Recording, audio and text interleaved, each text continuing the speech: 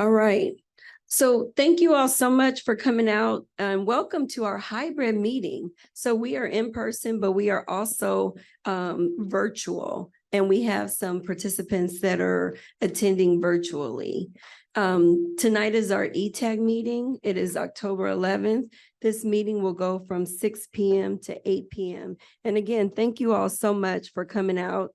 I want to especially thank our ETAG members for coming out and being here, and our DTSC staff for this important information.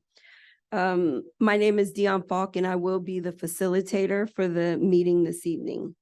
We have some meeting guidelines. By participating in this meeting, you understand this meeting is being recorded.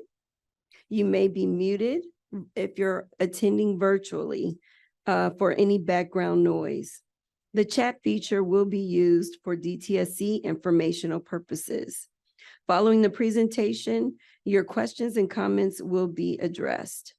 For questions not related to tonight's presentation, please feel free to call the Exide hotline number at 844-225-3887.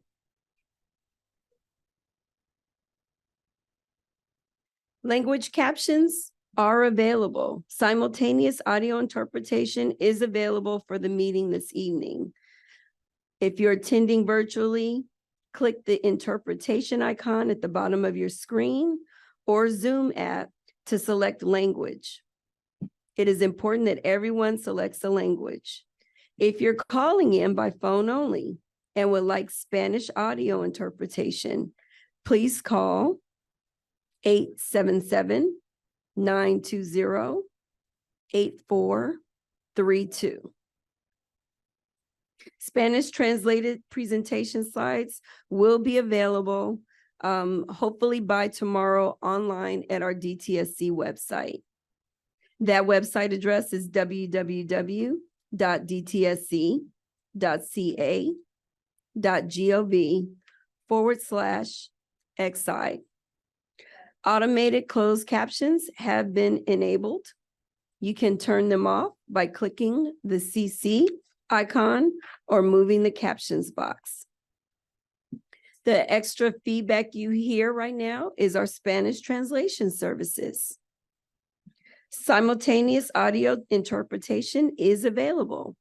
And if you would like to get that, you feel free to reach out to one of our DTSC staff members here. We're happy to connect you. Spanish translated presentation slides, like I said, will be available online. California Environmental Protection Agency Department of Toxic Substance Control mission statement is to protect California's people, communities, and environment from toxic substances, to enhance economic vitality by restoring contaminated land, and to compel manufacturers to make safer consumer products. For our agenda this evening, as soon as they put it up, there's our agenda. So we will start off with our welcome and introductions from our co-chairs, Dr. Meredith Williams and Mark Lopez. Then we'll go into a presentation on our contract updates and solicitation. We'll break. We'll let our ETAG members and public members ask questions and make a few comments. Then we're going to go into our ETAG group refresh conversation. We'll allow more comments and questions regarding that. And then lastly, we're going to get a presentation that will be presented virtually. Everybody will see it here, but it will be a virtual presenter, Mr. Eric Berg from Cal OSHA and the Department of Public Health on proposed lead standard. And then we will close our meeting. With that said, I want to go ahead and introduce our co-chairs for this evening and allow them to give some opening remarks. I'm going to start off with our director, Dr. Meredith Williams for DTSC, and then she'll hand it off to Mr. Mark Lopez, East Yards for Environmental Justice. Thank you, Dion, and thank you, ETAG members, for being here tonight. And thank you for all of you for coming. I will say that it took us quite a while to get here this evening, longer than it usually does. And it was a true LA experience. And it reminded us as we talked in the car, it reminded us of just what it takes for you to get to these meetings, how challenging it is, you know, how you have to battle traffic, and yet you continue to make the time to come, to show up. And we're really very, very grateful for that. So I can relate. We have a lot of ground to cover today, and largely that's because there's been a lot of work that's been happening behind the scenes, a lot of work around the new contract, around how to improve our communications with you, how to support the folks who work on the project, just trying to tackle the myriad of issues that have been raised. And so we want to spend some time tonight. We won't touch on everything, but definitely cover as much ground as we can. And I do think that we are headed in a direction, and we'll see how we feel after the end of at the end of the meeting, that is positive and truly is bringing the voice of the community into this process. And I do want to take a few minutes just to acknowledge the work that's been happening amongst the folks who are seated at the table, and they're not getting paid. I get paid to show up and talk about these issues. They're not getting compensated for this work, and yet rolling up their sleeves week after week, spending hours with the department, providing perspective, advising, explaining what the expectations are and what we need to improve. And so just want to thank all the ETAG / working group members who have given us so much of their time and in the last weeks and months, actually months. And we'll continue to do that. We have a lot of hard work in front of us. And I'm always happy to be here, but I just want to make sure folks know that we have tonight with us 4 of the deputies for the department, and they are very invested in this project, very invested in the work. They're available here to talk to you, obviously Todd and Serlene, but we also have Allison Westcott and Diana Vasquez Ballesteros here, and then staff that you already know. Please take advantage of them. They are available tonight. They will be available. And hopefully you can put a face to the folks who can interact with you, give you the information you're looking for, and continue to make this project go more smoothly and better. And with that, I'll turn it over to my co-chair. Thank you very much, Mark. Yeah, thank you, Meredith. Given that Monday was Indigenous Peoples Day, I think it's important to acknowledge that we're on Tongva, Gabrielino, Gabrieleño, and Quiche land. This is their ancestral homeland. And so I know for a lot of us who have relationships with members of those nations, we keep that in mind when we're doing this work as well. Yeah, I think Dr. Williams is exactly right. There's a lot of work that has gone on, even since the last meeting that we had. Many of us for years now have been working to expose some of the issues with some of the prior contractors who are not going to continue with the work, right? In particular, NEC and SFNS. And so that for us is something that we celebrate. I think seeing who some of the subcontractors are moving forward, in particular AIS and Rebel, concerns us because of issues that we've seen in the past. And so we're really looking to the specific measures that we've been recommending since the very beginning that we're now starting to gain ground on to ensure that they're in place to protect worker health, to protect the health of our community. But none of that happens unless we're doing all of this work between the meetings, right? And then, of course, all of you all show up to see what has been done to contribute, to voice your opinion, to make sure that all of this is happening the way our communities deserve. So comment, I did barely receive the agenda yesterday. I received the materials yesterday evening, so I didn't get to review them before sitting down here. And I know that's something we've commented on at previous meetings, and is something that I expect that we will get better at in future meetings, because these are the type of things that have happened in the past that then make our meetings less productive, because we're being surprised with things sometimes, right? And so given that we're doing so much work between meetings, part of that work needs to be preparing agendas together, reviewing materials before we come to these meetings, to make them as productive as possible for our communities. So I'll just put that out there as an expectation, but I'm looking forward to the presentations, including the presentation that, again, many of us have been asking for months, if not years, from OSHA later. And so really looking forward to that and engaging in that conversation, especially because there's so many people here who have been part of the cleanup. And so making sure that you're hearing from the state what your rights, what your protections are, and we're all here to support that. Thank you so much, Meredith and Mark. And so what we're going to do now is we're going to go ahead and get started with our first presentation from Todd Sachs, Deputy Director of Site Mitigation Restorative Program for DTSC.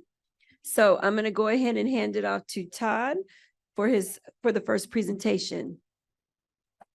Okay, thank you, and welcome again. And I really appreciate especially Jane and Pete and Mark and Teresa and Felipe and Rania being here tonight. We have spent a lot of time over the past 6 months trying to figure out ways to improve this entire project from the standpoint of the comments that you all have been raising to us. So what we're going to talk about today is just give you an update on where we are. Then we're going to talk about what the future of this group is going to be and get your input on how you think this group should function. And then we're going to dive into the Cal OSHA discussion as well. We are really trying to be as focused as we can on trying to be collaborative, to work in partnership with you all in the community, because the cleanup is for all of you. I mean, our job is to hire the contractors, manage the work, make sure that the lead's removed from the community. But the situation here has impacted you for decades. And so I just wanted to start off by acknowledging that this is a really serious situation, and we're doing everything we can to make it better. With that, I want to start off with an overview of what we have committed to so far to all of you. So the first is, we committed to coming out with a new solicitation, but also addressing the concerns that you all have raised. And so there are two aspects of that are going to be really important for this group going forward. One of them is that for every contractor, there's a requirement to develop a health and safety plan. But in this case, we are also going to make the health and safety plan available to the group of people sitting at the table here, and we'll be talking about it with all of you. That health and safety plan is also going to cover more stringent requirements for a new draft Cal OSHA lead standard, which is not yet adopted as a regulation, but we are going to require compliance as part of the program. I'm going to talk a little bit about that more in a minute. We're also going to have an operational plan that's going to describe for the contractors exactly what needs to be done at the site on a daily basis, covering everything from air monitoring to how the site is left at the end of the day.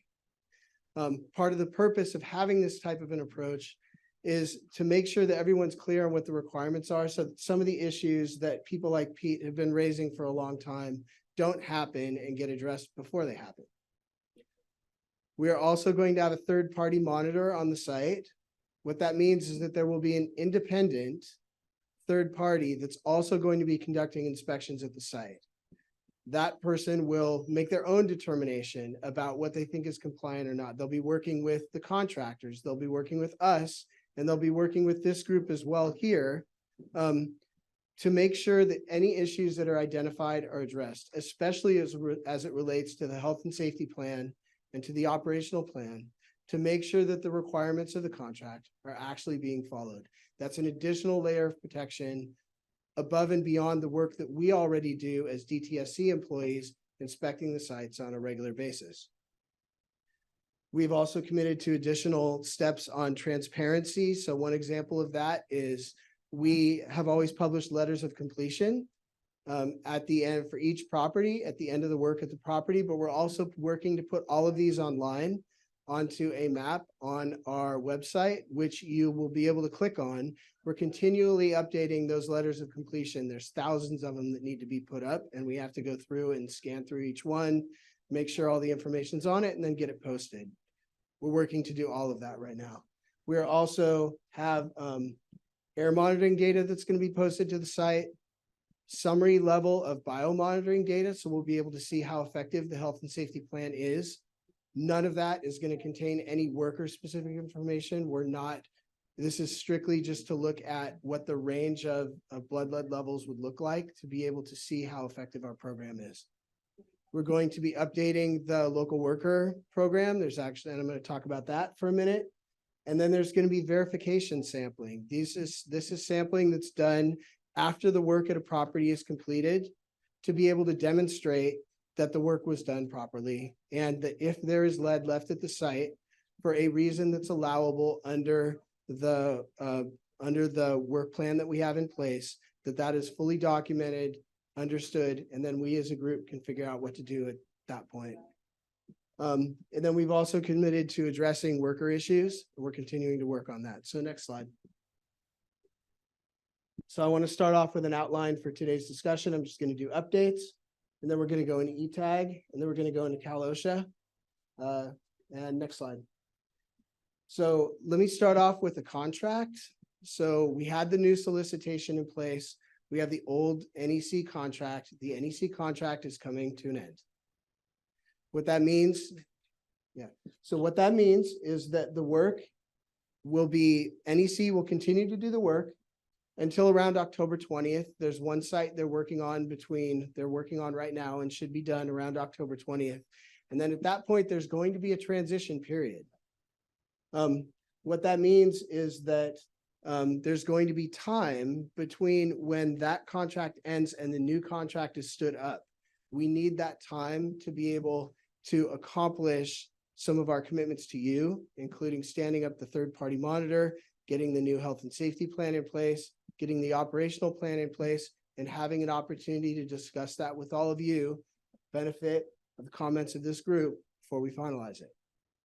So we're working to do this as quickly as possible because we understand the impact to the workers.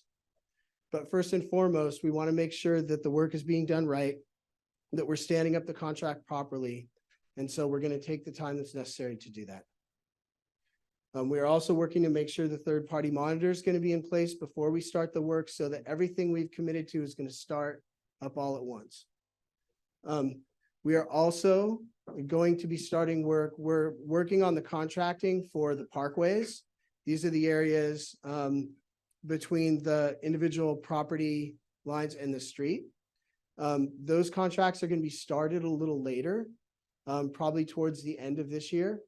But they will also have the health and safety plan and operational plan. They'll also be reviewed by the third-party monitor. And we're working to hopefully start that work in January. So next slide. The new solicitation has been awarded. There's a legal process we have to follow with the state on determining, based on the applicants for the contract, who gets to take that contract. And in this case, after going through that process, Parsons Transportation Group was the group that was selected. They have several subcontractors as part of their work, including AIS, which has been working on the site, Power One, Geosand, Rebel, as Mark mentioned, T3 Environmental, and ETAG. So these are the people who are going to be working on the project going forward. Parsons is the prime contractor that's managing the work, and we're working with them and with the subcontractors. Next slide. So the overall schedule is still under development. I mentioned there's going to be this transition period. The schedule is going to continue to evolve. We're having regular discussions with everyone at this table to try to figure out what the appropriate timing is, given everything that we need to do. And we're also trying to plan, and part of the discussion for how these meetings are going to function is that we're committed to trying to provide a more transparent and process that involves all of you in the decision-making as well. So we do anticipate starting, we think, sometime in November or December. We're continuing to work through that. And as we know more, we'll come back and update you. So next slide. I do want to talk a little bit about the local worker program. So obviously, many of you are aware we have a project labor agreement at the site. Project labor agreement establishes the requirements for hiring different types of local workers onto the job site. And one of the comments we got is to make sure that the local workers are actually local. We're building processes for that. And then in addition, we're going to have a new work cohort because we're going to have additional work being done with the parkways. We're going to need more workers to come work at the site. And so we're working with the union, Local 300, that's developing an improvement, basically a next cohort to the work program. There's going to be a boot camp, additional training. And then once those workers go through, they'll be eligible to work at the site.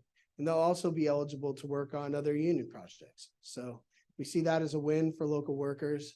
And we hope that it is and expect it to be a successful program. Next slide. Nope, that's not the next slide. Keep going. Nope, keep going. Nope, I'll come back to those later. So with that, I think we're going to transition to, I think we can take some comments, Dion, on the initial slides, and then we'll go to the ETAG refresh discussion. So I think, are there any comments so far or thoughts, questions? Sorry. Oh, sorry, panel members first. I'm not good at protocols. So we'll go ahead and take some questions from our ETAG members. We usually start off with our co-chairs and see if they have any comment and then if not, Janet.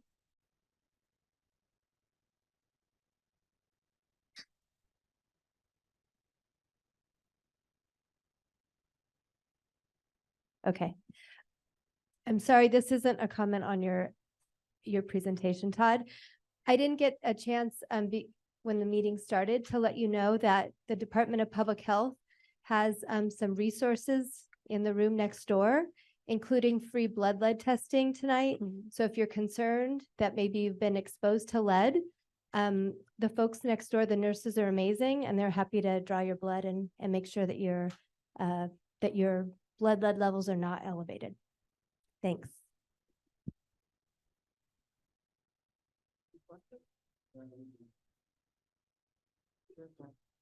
All right. Yeah, I think there's a lot in there. None of it is really new, right? For those of us that have been part of these meetings. So I'm definitely looking forward to hearing questions or comments from the audience. The one thing that there's a couple of things that continue to be lacking, but one that you mentioned is addressing worker issues, right? And I think we talked about the third-party monitor being in place before work starts. I think this is also a conversation that needs to be prioritized because worker issues aren't something that come up 2 years from now. There's something that can come up day one, right? And we need to be ready to support workers and address issues. And part of what we've requested, at least from ECR, is to meet with Parsons, right? Directly to start to establish those relationships up front. We've started to establish those relationships with Local 300. Obviously, we have a lot of relationships with workers who have been out in the field. Parsons isn't new for our community, right? They're returning after not being a cleanup contractor for a little bit.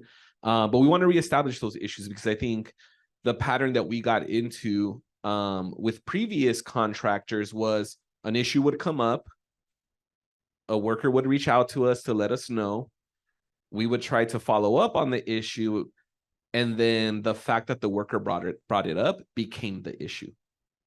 as opposed to addressing the issue, right? Because if the issue gets addressed, then we move on.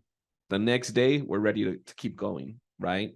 And so I think that's something that I want to make sure to communicate clearly, and that I want to ensure that DTSC supports in establishing that connection, establishing that communication, so that issues come up, they get addressed.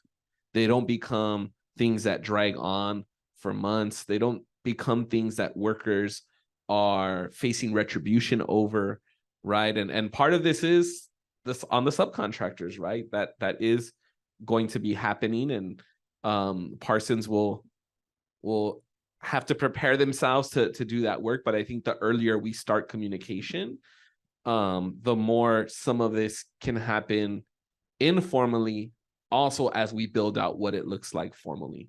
And so I wanted to make sure to put that out there. The other thing, along with resampling homes that are getting cleaned up, is returning to the conversation of resampling homes that have already been cleaned up, right? The 4,000 or however, whatever that count is, we would like to see those homes be resampled to be confirmed, right? We've talked about the research that we've done with USC and Occidental and the limited scope that we had on that, but the disturbing findings we had, right? We've presented ideas. Ideally, we want to see every home resampled, right? But we understand that there's pushback from the state on what that would cost, right? And so we've had conversations with our academic partners around what is, scientifically speaking, what is a representative sample? If we're talking about 4,000 homes, what is the percentage of those homes that should be sampled to tell us whether we need to go back and resample all of the homes? And that information has been shared, and I know that's been put on the back burner because of all the contracting stuff. And again, we're partners in this. We've been pushing forward. We feel good about that, and there's still more. So I just want to make sure to lift that up as well. All right, thank you. We will go ahead and, oh, yes, Pete. Okay.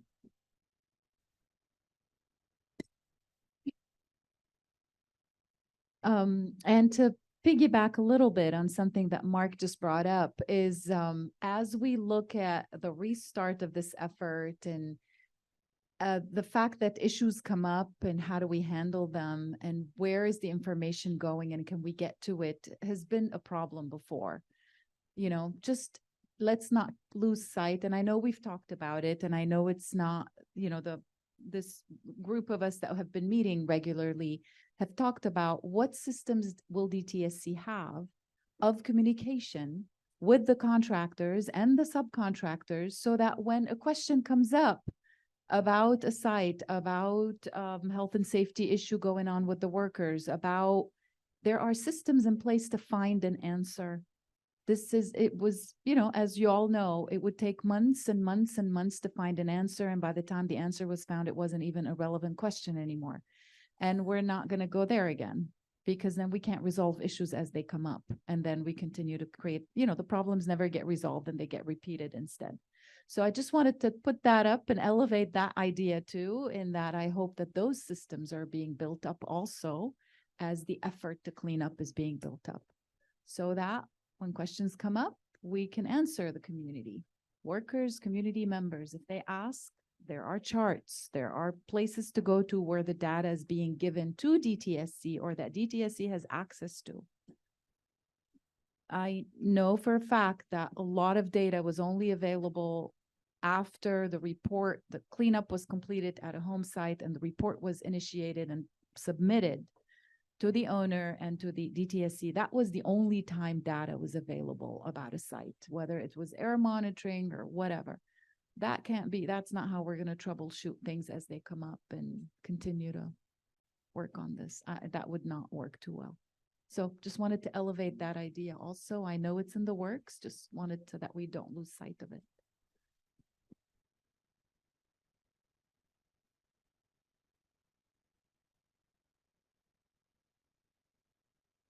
Oh, there you go. Yeah, I just want to also just acknowledge that it's definitely a new chapter. And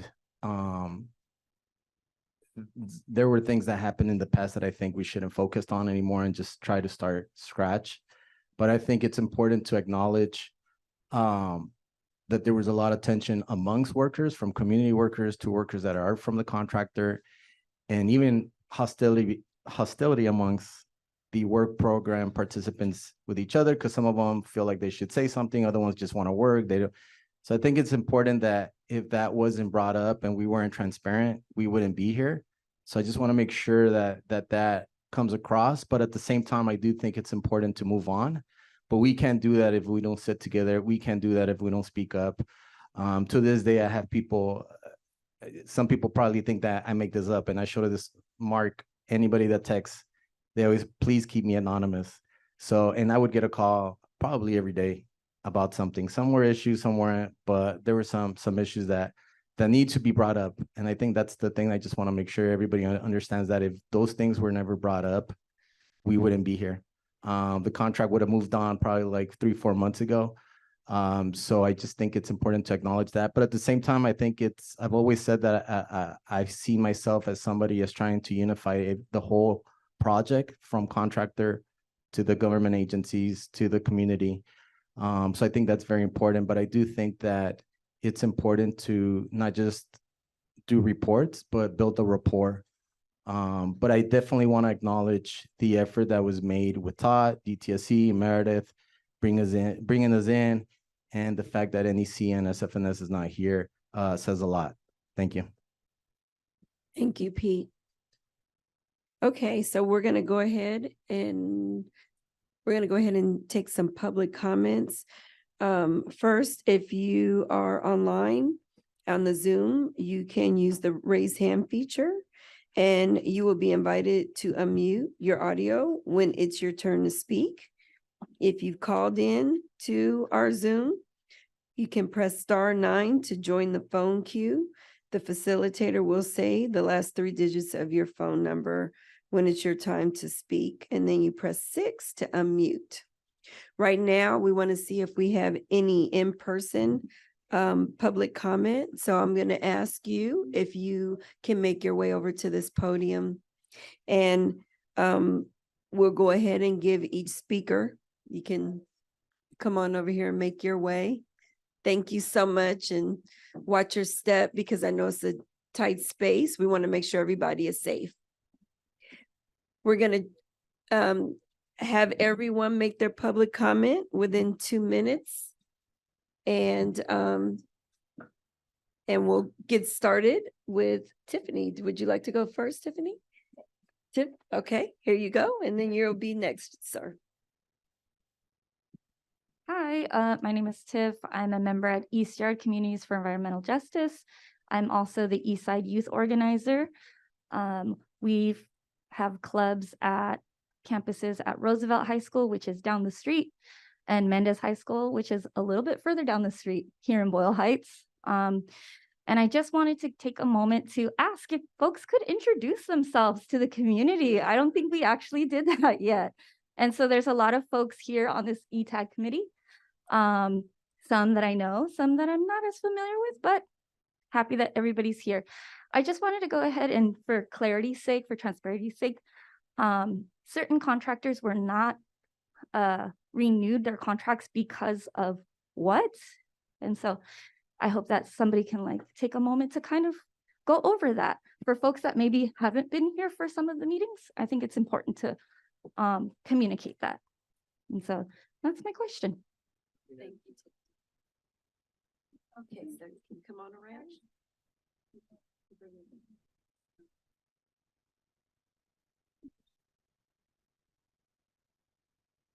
Yeah, my name is Rogelio Alvarez. I've been a community worker as well. You know, we I've seen a lot of us that have gone through classes and gone through the school and been part of the community cleanup. And a lot of us have lost our jobs and have lost don't get called back. And then also there's quite a few of us that went from local 300 to local 12. And we don't get recognized as being, part of the community cleanup. And I just want to make sure that, we all get represented. And that ever since the beginning, we've heard that the community was going to be part of there was going to be a community group to make sure that everything was going across. So I hope that new group that you guys are talking about will have community people out there making sure that the houses are getting cleaned. That's it.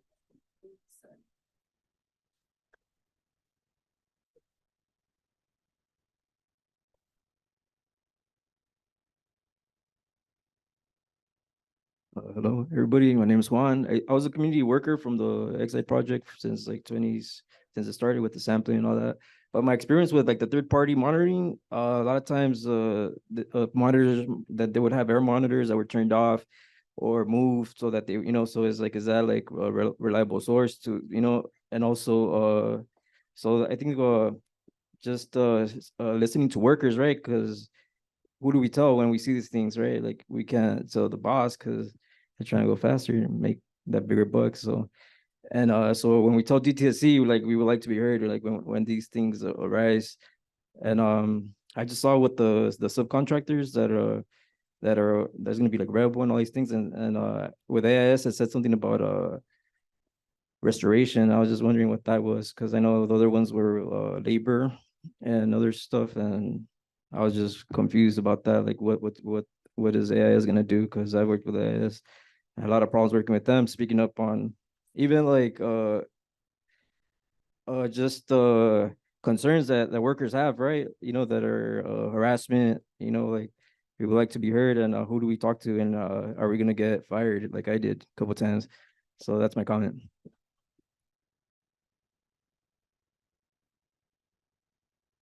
Yeah, hey Dion, can we answer some questions so we don't get too far behind? Of course And you also do can. introductions. Cool.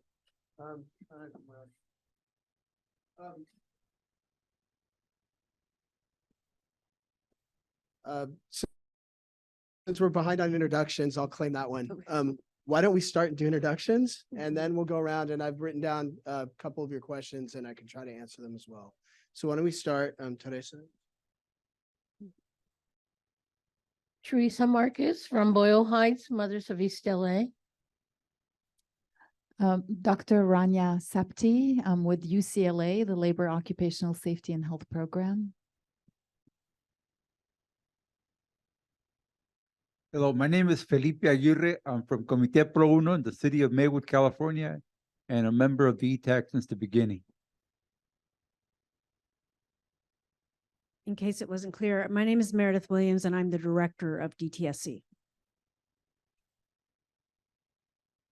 I'm Mark Lopez. I'm a member with East Yard Communities for Environmental Justice and also the East Side Community Organizer and Special Projects Coordinator. And East Yard is a community-based movement, a member-based movement in the East Side, Southeast LA, and the South Bay area. Good evening. I'm Serlene Grant. I'm the Deputy Director of the Environmental Equity for DTSC. And what that means is I bring a lens of environmental justice to all of our programs to make sure that we are working with our communities in a way that's responsible to, as our mission is, to promote health and safety and well-being. I also have public participation in tribal affairs in my department. I don't know if I can match that. Pete Reyes, East Yard members. You forgot proud Eastern. I'm Janet Scully from the Los Angeles County Department of Public Health. Hi, I'm Jane Williams. I'm the Executive Director of California Communities Against Toxics. Hi, good evening. My name is Mehdi Betahar. I'm Assistant Deputy Director at DTSC.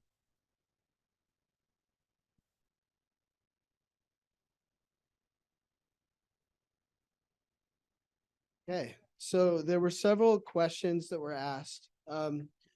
One of them involved yes. Yeah, okay, sorry, that's better. Thank you. There were several questions that were asked, one of which was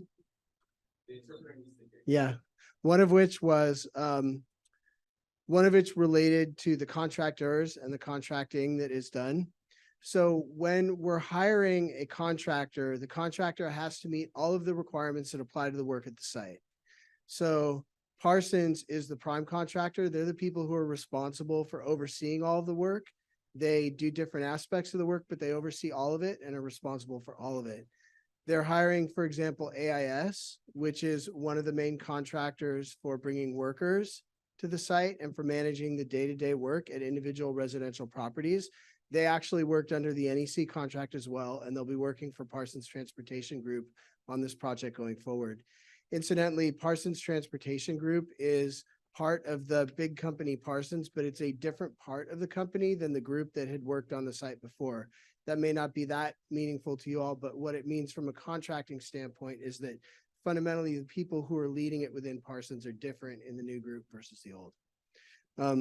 There were questions about the third-party monitor. Yes, sure. Because I understood the question a little bit differently. I think you were asking, why isn't NEC going to be working on the project anymore? And the way, and so we went through a competitive bid process to evaluate the people who were interested in the contractor. In the end, we had 4 bids. We had very well-established criteria for how the bids would be evaluated. I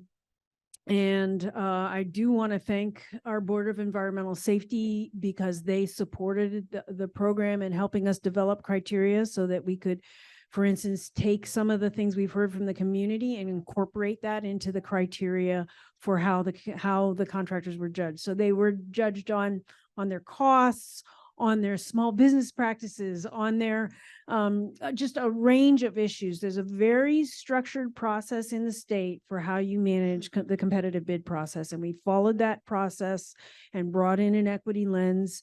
And so that became the basis for the decision. And we just, we followed the criteria, and Parsons was awarded the contract based on those criteria.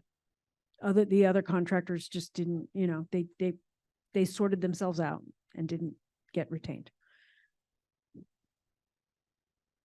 Maddie, did you want to take the question about workers and jobs?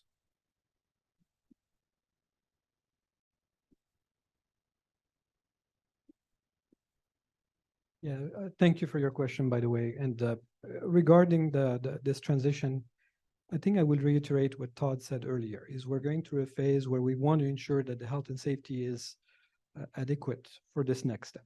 This is important. We're not going to jeopardize what we want to do and rush on it.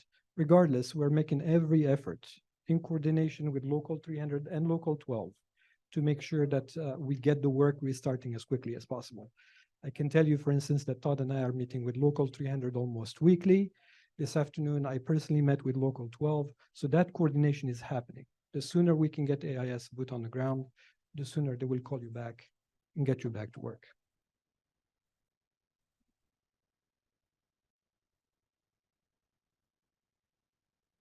And then I will just add one comment related to both the contract and the third-party monitor, just to be clear on how the process is going to work. So we have the contractor who's going to be in place and all the subcontractors that work for them. The work is going to be governed by the requirements of the contract, and many of those requirements are going to be specified in the health and safety plan and the operational plan. Those plans are going to be reviewed by this group. You'll have access to them as well. And we will be reviewing those, then making decisions, finalizing them. And then those are also going to have compliance assistance checklists that will be useful for the contractors, for DTSC inspectors, and for the third-party monitor to use to help be able to determine at a site whether or not a requirement is being followed. The third-party monitor is something we have not had at this site before. What a third-party monitor is it's an independent third party that's hired by DTSC, but it's going to report to DTSC and to this group. And their job is going to be inspecting individual work sites to determine compliance with those plans. If they identify an issue, they are supposed to raise it to the company and to us and to this group here. And then the expectation is that the company and DTSC quickly address the issue, and then that issue is reported back through the third-party monitor periodically and publicly to all of you. So the hope is that that process will help create more accountability, both at least a feeling of accountability, if not actual accountability, both of them. And to make sure that the requirements are being followed. All of that's going to get reported in front of us. So hopefully that will address a lot of the issues that have come up before. I do want to touch on worker issues a little bit. I know that there have been concerns, especially among the local workers that have been reported. Some of it's been reported to Pete. Some of it were even workers who were anonymous that I had the benefit of talking with. We take those issues very seriously. We understand that the processes we've had in place have taken too long to be able to address those issues. And so the net result of it is that issues that might have been small were allowed to fester and became big problems. So we're trying and we're working internally to try to figure out how to put processes in place for the way we manage the contract to make sure those issues are addressed more quickly. That's a work in progress for us. And when I have additional information, I'll be happy to come back and report that to you. I just don't have more than that right now. So that's what we have and how it's going to work. I do actually think it's going to be a pretty robust system. And my hope is it will address many of the concerns that you all have been raising for quite a while at this site. All right. Well, thank you so much. I've checked in with our Zoom, and I think that the questions have been answered already on the Q&A feature. So are we? Do we Hello? have any? Oh, there we go. Okay. Hello? Yes. Yes. Hi. Can you go ahead and state your name and Yes. then ask your question or make your comment? Yes, this is Yvonne Martinez Watson. I'm the chair of the Sierra Club Angeles Chapter's Environmental and Social Justice Committee. I'm also the co-chair of the Sierra Club California's Environmental and Social Justice Committee and a member of the National Sierra Club's Core Values team. I've been having trouble getting in here. I've been being told that I was at first told that people on Zoom would not be able to participate in this meeting. And then I saw this slide come up. I need to let you know that I am currently partially immunocompromised, and I have other disabilities. And for the disabled, if you're going to hold a Zoom meeting or some sort of, have some sort of call-in option, you really need to make sure that people understand that we have a right to participate. I've been attending these meetings for a very, very long time. I am very pleased to see so many of my allies in the EJ committee who are there. I really miss all of you guys very much. I have not gone away. I'm just not able to be there in person. The one question I originally wanted to bring up was to ask the speakers to speak. Please go a little slower, especially when you're going over acronyms, and make sure that people who are not in the meeting understand what the acronyms are.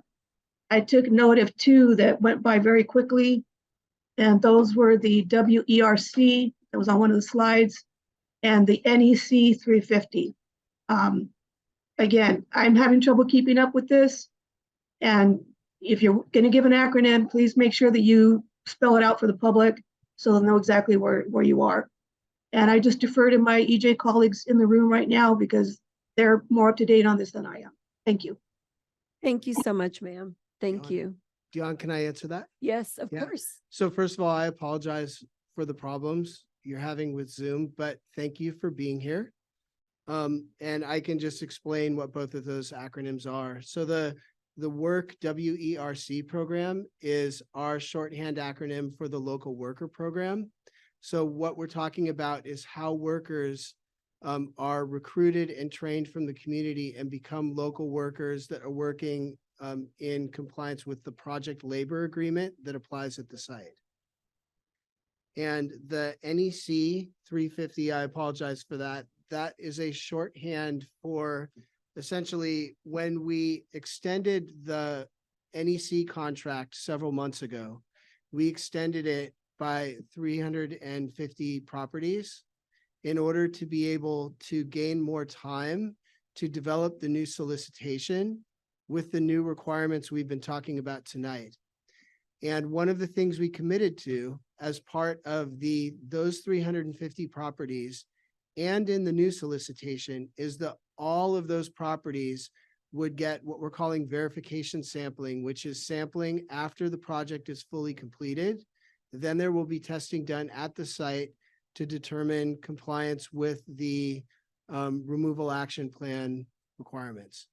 So what we're saying with the NEC 350 is that all of those properties will receive verification sampling. And we're starting the process of doing that very soon. We're working on putting a contract in place to do that. So hopefully that answers your question. And again, welcome and thank you for being here. Thank you, Todd. I believe we have one more question. Laura? Go ahead, Stephanie. Hello. Thank you for being here. Hi, yes, I just wanted to know what happened to the original plan with like workers working as office people, laborers, and I think it would be the gardeners. Because if we were to establish a transparency and stuff like that, it would be good to have community workers in different areas of the project, so then we could then things could go smoothly and we can know that that nothing's being cut and the process are not being delayed, you know. And I just wanted to let all the community workers know that how proud I am of them, and for the ones that are still sticking to the project, and let them know that you're seen, we hear you guys, and know that things are going to be better. That's all I have to say for now. Thank you so much for that, Stephanie. That was really nice. Thank you. Okay, I think that, yes, of course.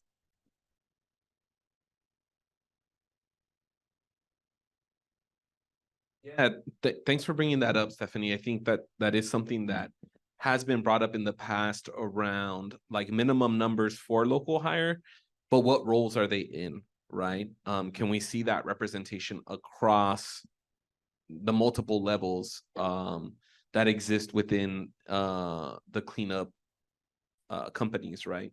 So I know the training that's being provided is for an entry level cleanup worker, right? Mm-hmm. But the more and more that these folks are on the job sites, the more they're qualified to start to move up, right? The more that the contractor should be investing in them to develop those skills and the training to be able, the certification to be able to move up, right? So I know we haven't exactly talked about that, so I definitely want to make sure to put that on the agenda. What we have talked about is the issue that has happened over the last 2 or 3 years or so, where one of the contractors essentially got rid of most of the local hire workers.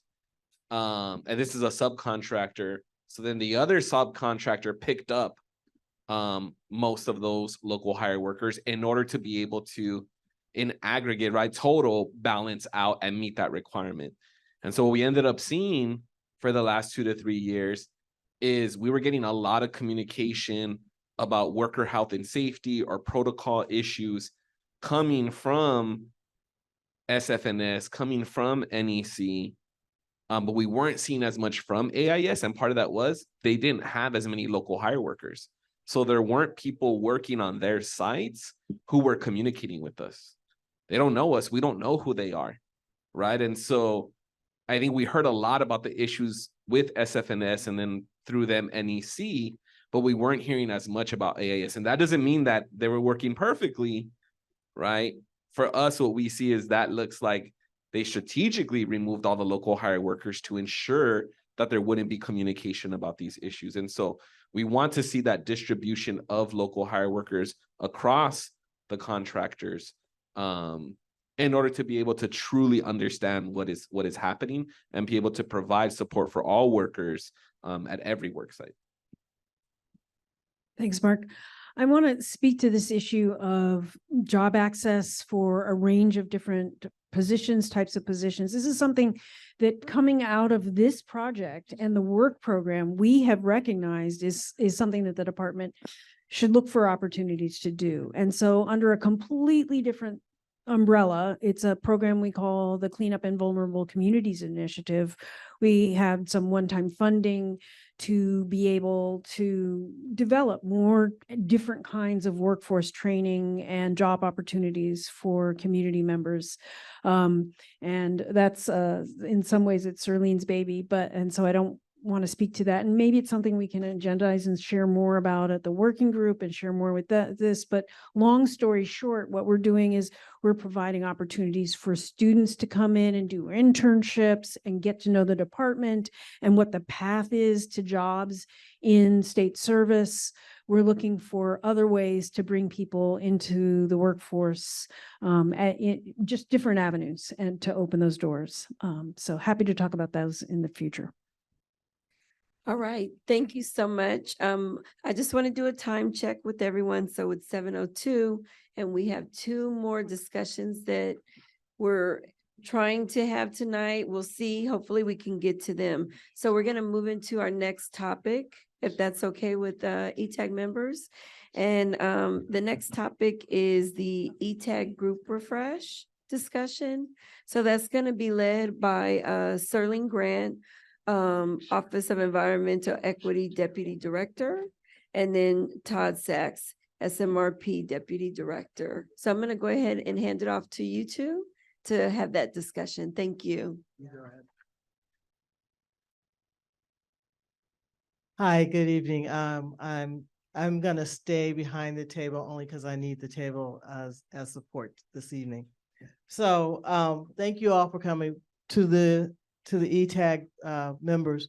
We started this conversation. We probably won't finish it tonight either. We started it the last time we met. We were looking at bringing new energy to the table, a new perspective.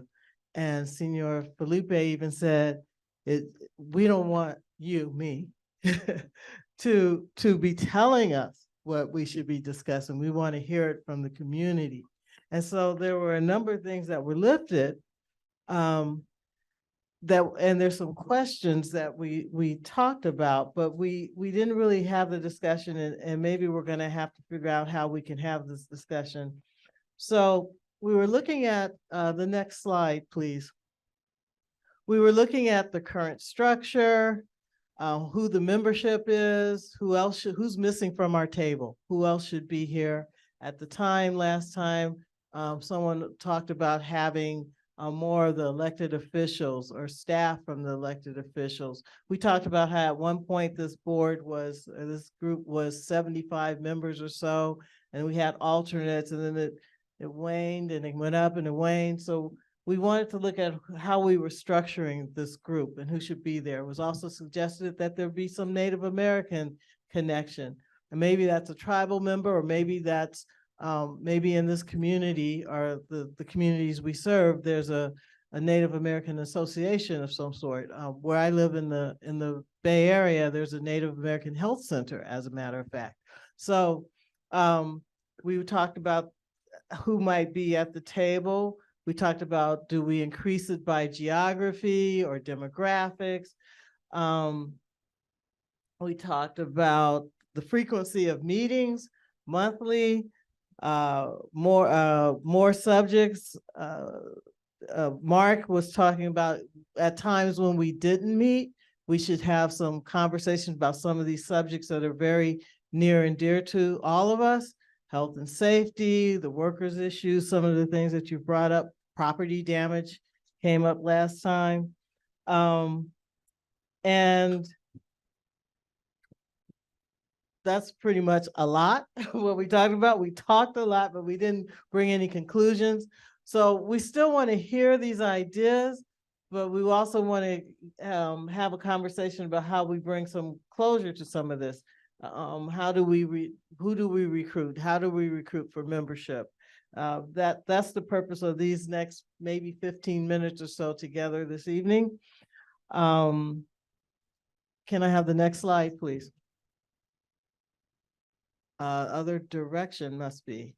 Yeah, those were just some of the kinds of questions we asked to promote the conversation, to put a seed in the conversation. So that's where we are this evening. Just, I want to hear more about what's important to you? Why do you come to these meetings over and over and over again for years? Not just weeks, for years. Some of you have been sitting at this table, and then some of you come because you have lived for years in this community. So I'll turn it over to you, Mark, to see if you want to pick up where you left off. Yeah, I am definitely, this is a very important conversation. I also have in mind that we have somebody joining us virtually from OSHA that we've been for a long time now asking to come in. So I know we have that scheduled for 7:15. I wasn't prepared to pick the conversation back up because I didn't get to review these materials, but I think hearing from Tiff on the mic earlier and consistently in meetings, I'm thinking about the possibility for youth representation on here, right? Youth from the community.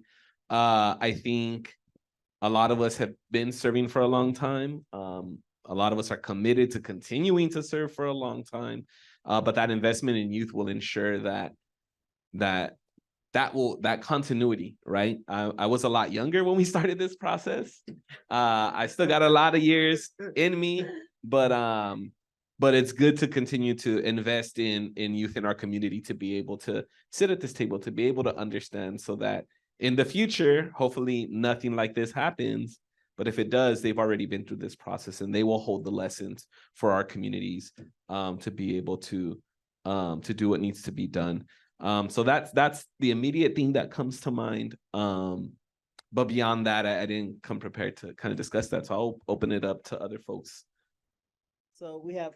I'll add something. Yeah, I think that's something I also mentioned to Todd in the initial conversations, but the city does have a program where it's like bridge to success.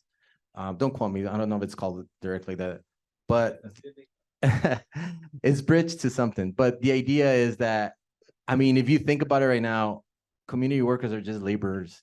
And I've worked with everybody out here and I see like there is people here that have the skills and from the experience that they've been out here, that I believe they should have different roles or at least have the opportunity to apply to some of the positions that require environmental certificate or an engineer. I feel like experience counts as well. So that's just, if there's funding and there's an opportunity, I think that's something to keep in mind to be able to give the opportunity to the community, because once this program is done, we're stuck as laborers, and I consider myself, because I'm out there with them. And if you don't have a degree or anything else, you're just back on the list and looking for another job. So I think it's just important to, because of the environmental justice, that we try to provide something for community members to be looking something forward to. Thank you. So every time we have this meeting, we have this presentation about expanding the ETAG. And I would say that we should kick this to a subcommittee, because we have the greatest decisions in front of us right now over the next 3 months. We have wanted a Native American member to be with us because the Exide facility is actually built on top of a Native American gravesite. And we've never had that person on the ETAG. We used to have some youth members, but this is a long and grueling death march that we've been on. I've been on it since 1998. Literally, my son is now 22 years old and he wasn't even born then.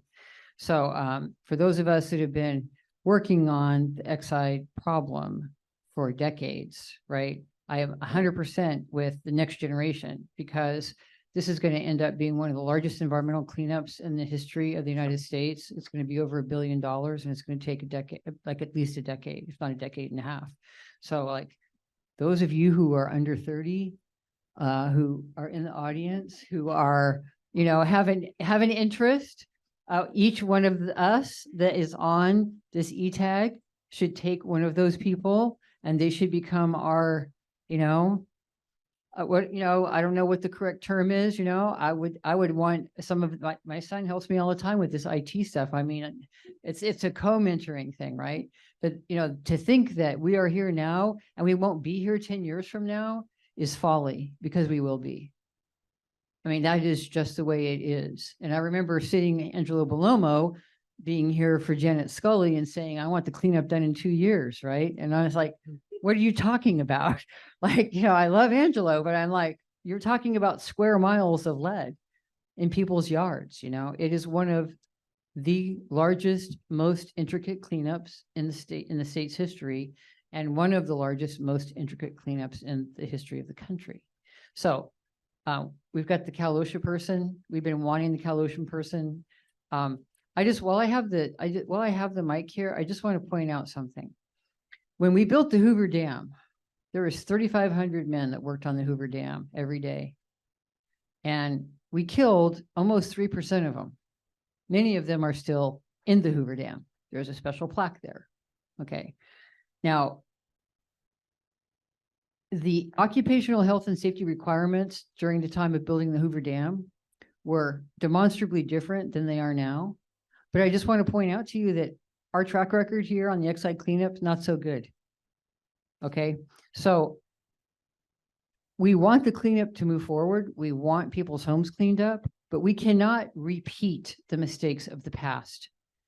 And I cannot tell you how many ETAG meetings I sat next to Teresa Marquez, who was by far the most outspoken worker health and safety proponent. I remember buttonholing Rizgar Ghazi after a meeting saying, are you going to take your clothes off now and change out of your clothes after this ETAG meeting? I don't think you are. Well, neither do the workers. They take the lead home to their kids. Okay, and that was like 4 years ago.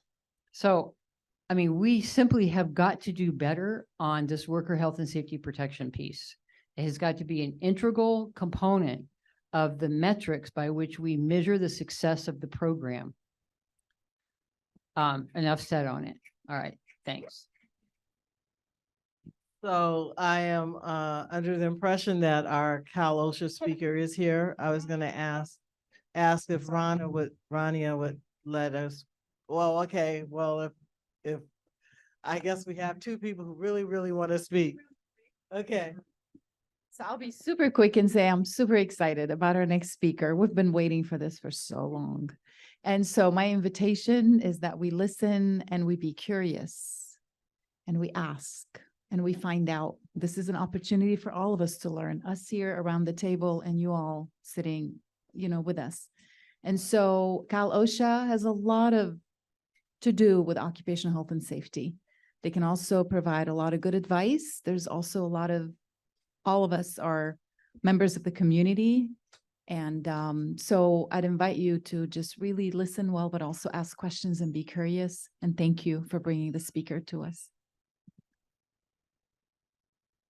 Dr. Williams, are you introducing our speaker? No, I am not, because Jane made a really good suggestion and I don't want it to get lost, which is that we have some kind of subcommittee to continue this conversation. And so we could defer that to a working group meeting and agendize it and figure out who that subcommittee is going to be, but I just don't want it to get lost. Okay, thank you. I heard that too. Okay, thank you. All right. There was one more item too. Who was that? Somebody recommended that we recruit our youth to work. There were a number of things, the Native American, the youth, but yes. the whole idea was to have that conversation happen through a subcommittee. The subcommittee, yes. Okay. And Madam Dion, I have a request for air conditioning to come back on, please. Oh, okay.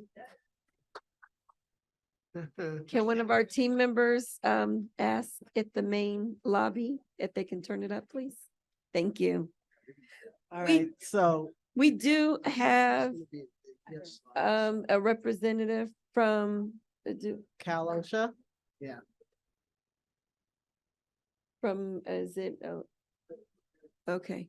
All right. Do you guys mind if we take a couple of questions? One of them, my understanding is, no, she got off. Okay. It was from an elected official. So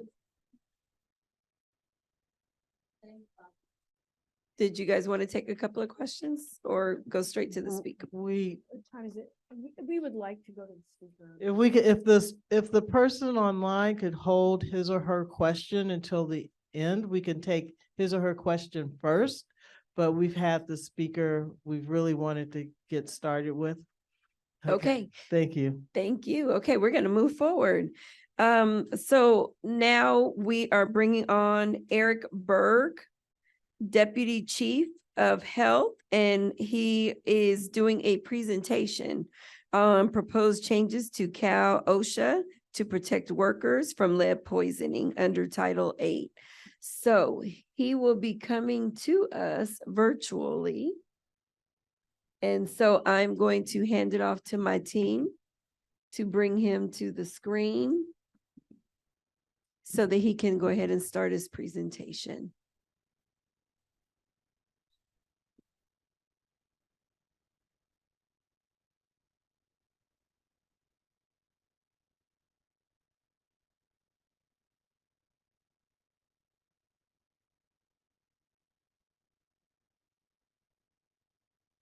Go ahead, Eric.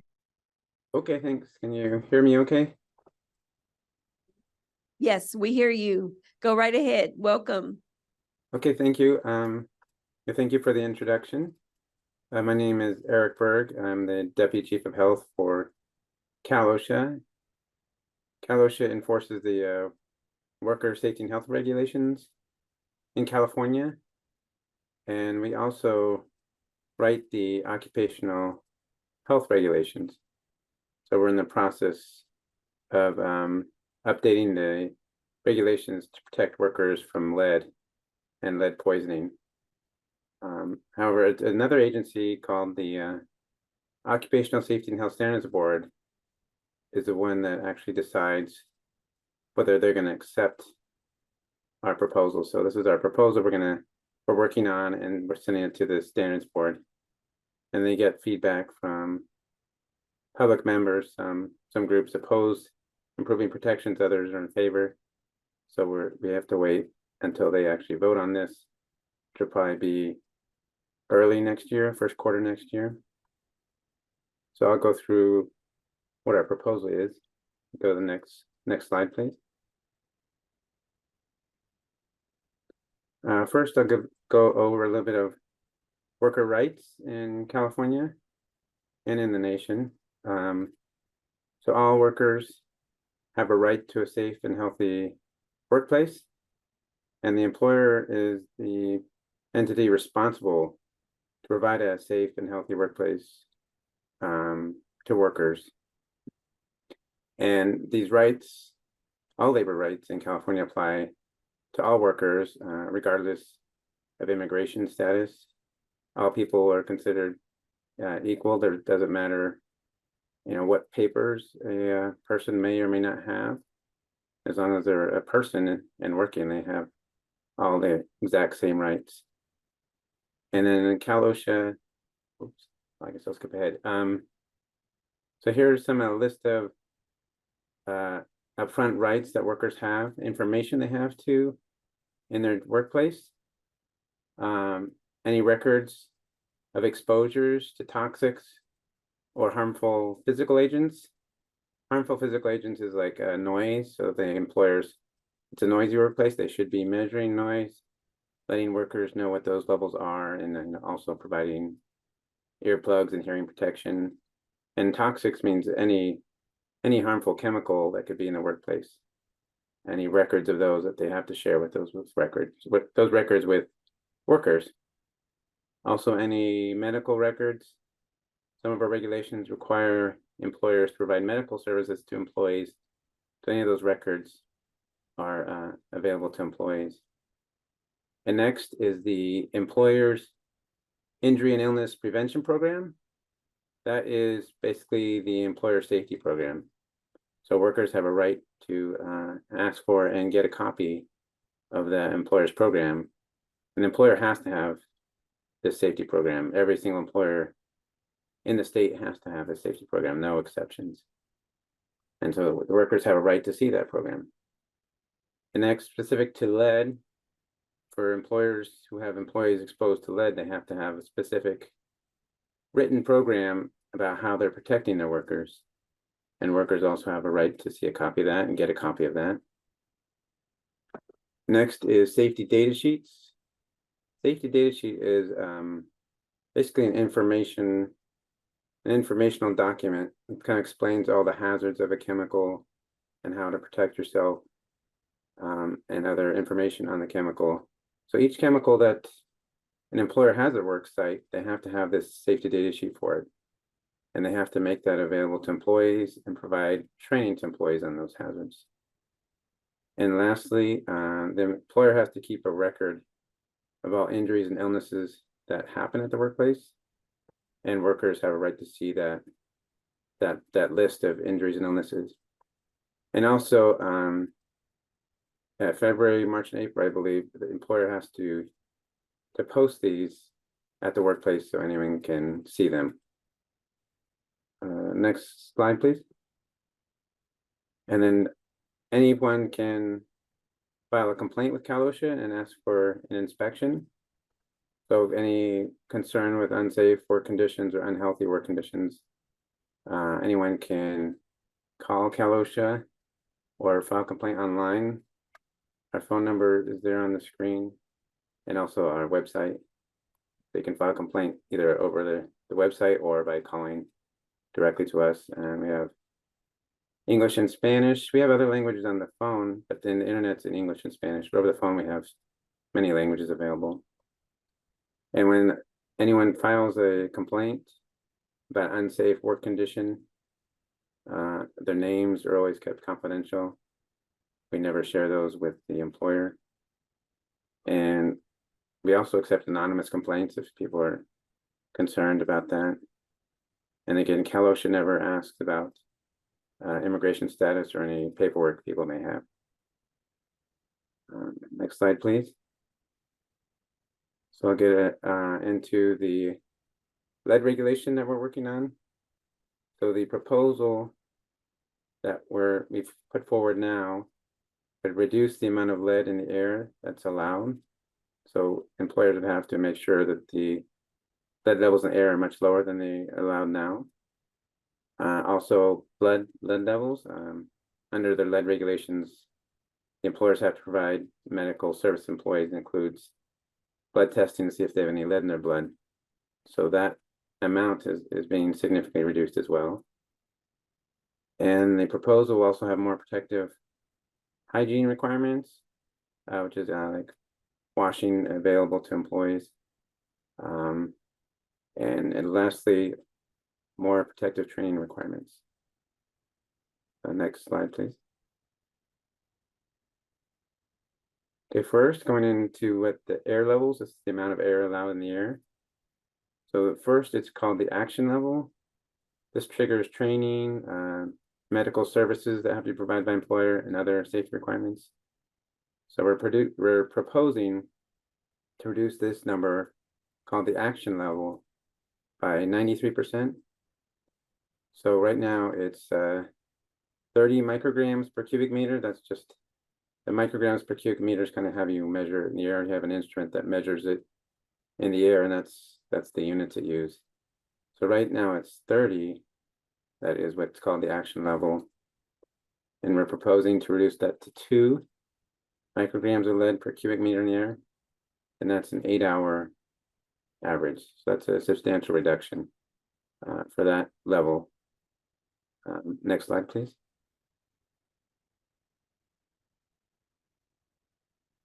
And next is what's called the permissible exposure limit. So this is the amount in air that can never be exceeded. So it's illegal for an employer to allow an employee to really breathe more than this level.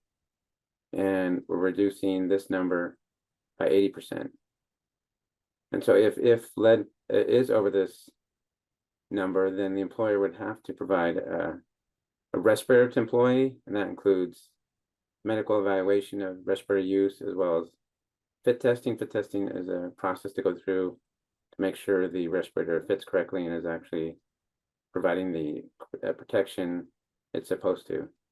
And so it's quite a detailed process to use respirators. It's not simply just giving a respirator to employee. There's a lot of steps the employer has to do to make sure it fits correctly, that's safe for the employee, and the employee is trained on how to use it correctly. So going back to this permissible exposure limit, right now it's 50 micrograms per cubic meter, 50 micrograms of lead per cubic meter. So we're proposing to reduce this 80% to 10 micrograms. Next slide, please. Next is protective clothing. And so this is triggered by the permissible exposure limit I just talked about, which is being reduced substantially. So if employees are over that, then they'd have to use respiratory protection. But in addition, the employer would have to provide coveralls or full body clothing, hat and shoe covering, and then make sure that the clothing is left at the workplace and not taken home to prevent take-home exposures. Next slide, please. Next is what's called housekeeping. So this is a part of the regulation that says the employer has to clean all surfaces in the workplace. That's like floors, tables, counters, any place where dust can accumulate or dust that's contaminated with lead can accumulate. And they have to clean that as frequently as possible and make sure those surfaces are not contaminated with lead. And they have to clean these in a way that does not create lead dust in the air. So like sweeping can be very dangerous with dust that's contaminated because it puts it into the air. So it has to be done in a way that doesn't make dust in the air, like say a wet mop or a vacuum cleaner that has a special filter that would capture any dust and not allow it into the air.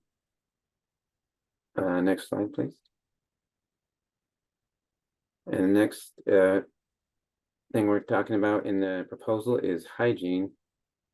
So in any area where employees are exposed to lead, and it doesn't matter what's measured, if there's any exposure whatsoever, these requirements apply.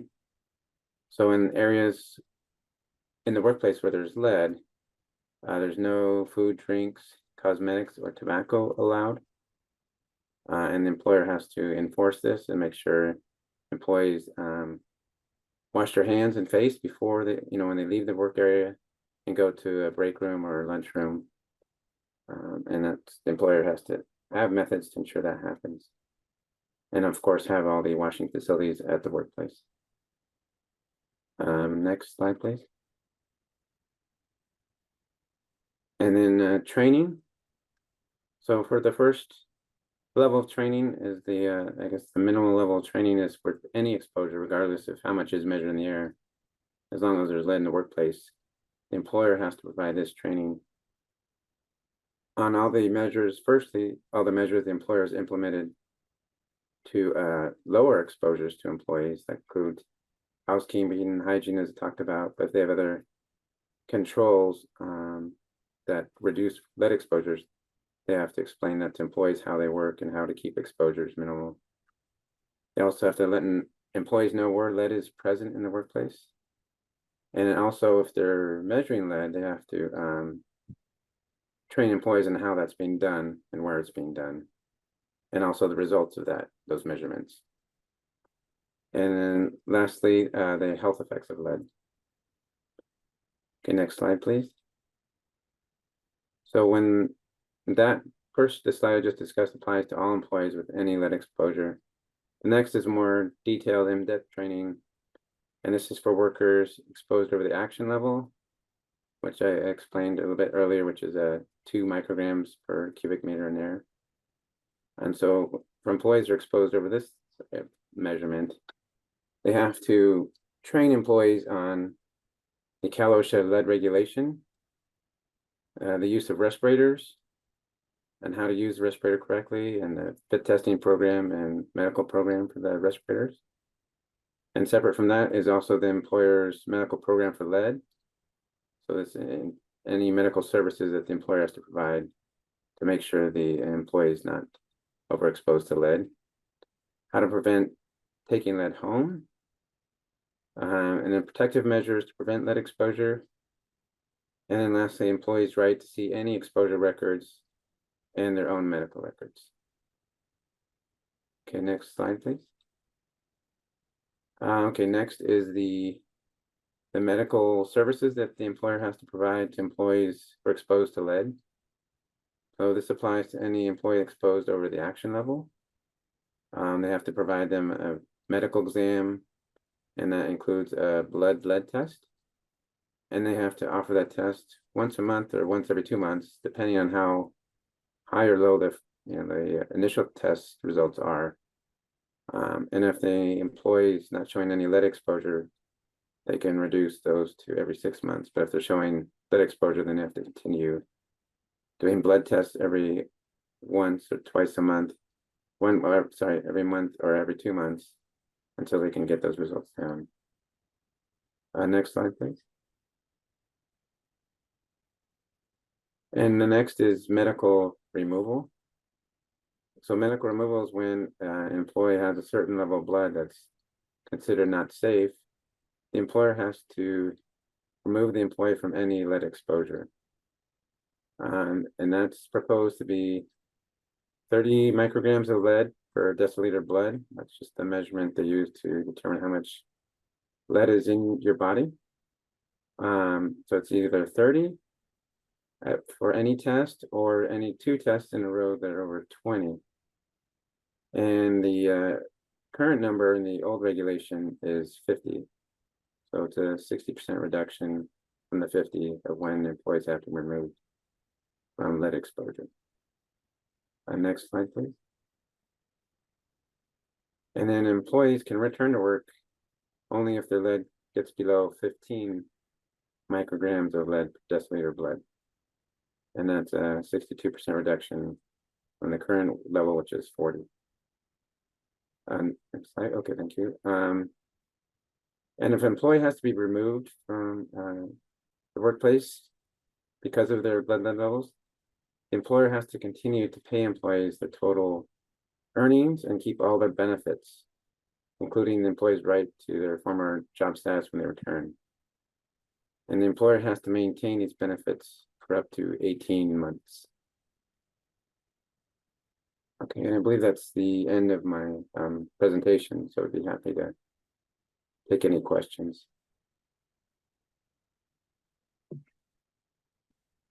All right. Thank you so much, Eric, for that presentation.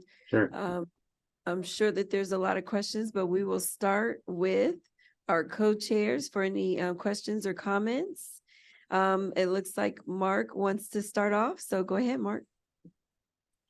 Yeah. Hello? Yeah. So first, just a reminder to everybody, because I saw a lot of cameras coming out to take pictures. These slides are online.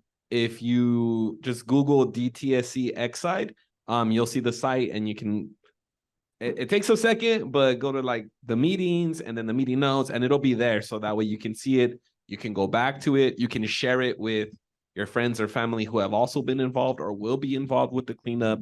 This is all really important. I think just kind of considering how this has worked out in the past, what we have seen is sometimes workers will speak up about monitors not being set up when work starts, which is a requirement. And managers will, I'm like, how do I say this without cussing? Like managers will harass them basically, right? And that results in issues, right? Ultimately, I think at the end of the day, we want the cleanup to happen in a timely way and a right way. Not following the protocols jeopardizes it being timely and it being right. Reporting issues is not what jeopardizes that, right? Reporting issues makes sure we stay on task, right? At the end of the day, Parsons wants this to continue moving forward without disruption.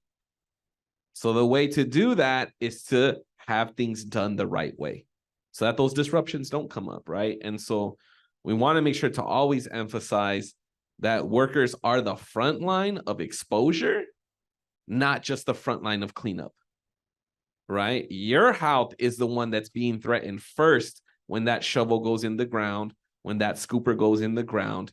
That's your health, right? And so that's what needs to be protected first, right? And so the more that we reinforce that, the more that we ensure that if issues come up, we address them directly, right? The smoother all of this goes. And at the end of the day, again, that's all we want, for things to happen timely and for things to happen right, right? A question that I have for our presenter is you're talking about proposed lead regulation, right? all of this sounds amazing. This is all more protection for workers, right? So can you talk a little bit about what does proposed lead regulation mean? Where are we at in the process of this becoming the lead regulation? Yeah, sure. We've started the rulemaking. So we've like the proposed regulation is online. If you Google, new lead regulation, and it started back in April, I believe. And as I said earlier, there's a separate agency called the Occupational Safety and Health Standards Board, and they will vote probably February or March of next year whether to accept these changes or reject them. And they have public input, so it's always helpful if people call in by Zoom or go to their meetings in person to express their opinion on these proposals. But there's a lot of input, and they will then vote yes or no. And then once they vote, then it goes to another agency, and they will review it, and then it'll go into the law. So that will probably be a few months or several months before that actually goes into the law.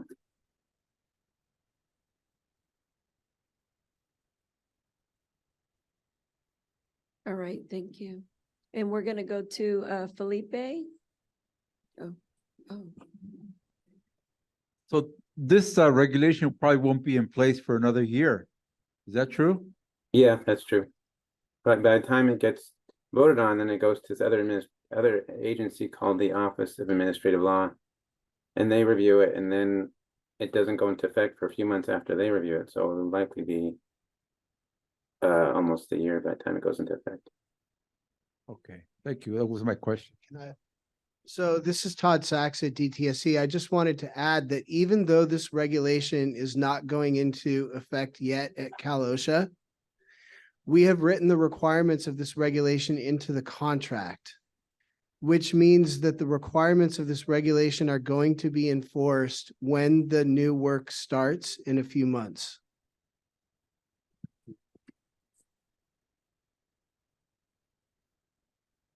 And so we're going to presume that it gets implemented the way it is. And then if there are any changes in the final rule, the final regulation, we may have to make some modifications. Also, I think you might be interested to know that DTSC has formally supported this action. We've submitted comments to that effect, and we're fully embracing it. Thank you. We're going to go to Rania.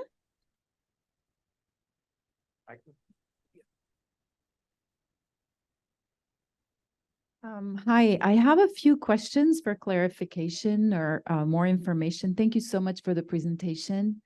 You mentioned an action level of 2 micrograms per cubic meter, which is a huge drop from what it was before at 30. I know you listed in your slides that triggers training requirements for workers. Can you add for us a few other things it triggers, just so we're aware of what it's going to call us to do on this project with a drop in the action level? What does the action level trigger? It triggers more training for workers. What else? It triggers the medical surveillance requirement that the employer has to implement, and the blood lead testing. So they have to start testing employees if they're exposed over the action level. And that's the primary things, is training and the medical surveillance program. And air monitoring, right? Yeah, well, air monitoring, has any exposure, they have to determine if employees could be exposed over the action level and then do air monitoring. Okay. Can I ask another question? Of course. I have many. That clothes be removed before the worker goes home seems to only be required if workers are exposed above the PL or the permissible exposure limit. That language does not seem to be, by the way, the latest revision 2 days ago, another version of the update came out and is open for a 15-day comment, by the way. So It's moving. Would, looking at CDPH, looking at NIOSH, looking at what Caltrans requires of their workers, they are required to take their clothes off before they go home. Although it may not end up becoming in the regulation, would you, in your knowledge as an industrial hygienist and practicing professional, think it would be a good idea that workers take their clothes before they go home, no matter what level they're exposed to, given that all the agencies seem to recommend that, NIOSH included, CDPH, and given that this project does impact the community when workers go home? Just a thought about what your mind, if you have an idea, if you can share your thought about that, it would be appreciated. Yeah, sure. Yeah, it's always a great practice to prevent contamination, even if levels are very low. It's always great to err on the side of safety. So I would definitely recommend that. Yeah, it's not in the law, as you say, but it's still a good recommendation, just to go beyond the law and just employ the precautionary principle, just in case, I guess, just to err on the side of safety, as I said. It's a good practice. Yeah, because the regulation does say that it's, of all the hazards that low levels of exposure causes, particularly when it comes to fertility of men and women and reproductive damage to the fetus and so on, and the children that people go home to, right? That's all explicitly stated in the regulation as to what the hazards are. Am I correct about that? Yeah, take-home exposure is a real hazard, and workers don't want to poison their own family with lead, so it's definitely a good practice to take whatever measures possible to eliminate that hazard. Okay, thank you. We're going to go to Jane. Is that Jane that has her card up? Yes. Okay. Thank you. So some of my questions were on the take home. It sounds like the regulation is not going to push that into force until exposures have already occurred. So Meredith or Todd, what did you guys do in the contracts on the take home lead? Or do you remember?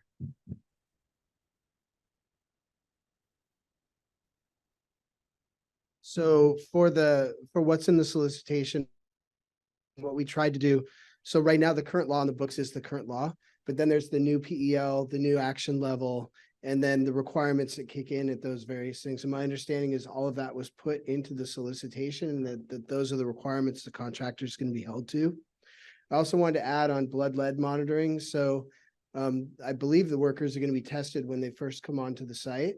And then in addition to that, in addition to the requirements that apply as part of the new regulation that we will be enforcing through the contract, we also are going to have the ability to have voluntary testing done by workers, which could be done more frequently, either through us or the third-party monitor. And when the workers go on the site, one of the things I would encourage is that we do that, because the ultimate way in which you judge and whether or not a worker is being exposed to lead is by looking at the amount of lead in their blood. And while it's inconvenient to get tested, the data are really powerful. So that's something that there are certain requirements under the new standard that we will follow. And then there's also a voluntary element to this if the workers choose to help us out. Well, that's good to hear, because like the 30 micrograms of lead per deciliter of blood, I'm just going to put it out there, it's barbaric. It's just a barbaric exposure given what we know. I mean, yes, it's a great reduction, but it's just a huge amount of lead in an adult person. Diabetes, cardiovascular effects, fertility effects. It seems to me that the trigger that having employers have to maintain benefits until blood lead levels are like at 15, like that's what the employer's metric is going to be, right? So just to remind everybody that right now for a child, the CDC is saying three micrograms per deciliter. And that is because that's when the IQ increment, right? But do you know that 75% of your IQ loss occurs between 0 and 3? So when you're at 3 and you're, 1 year old, you've already lost 75% of your IQ points. So Like, even measuring this in these measures, these micrograms per deciliter of blood, like in the future, we will be measuring these in much lower levels, just like we're regulating things like perfluorinateds in the parts per trillion range. So just to put it in context for everybody in the audience, right? Yes, this is a huge improvement, but it is still, just barbaric exposures to lead with given what we know about, especially in men, cardiovascular impacts and women, other like fertility related impacts.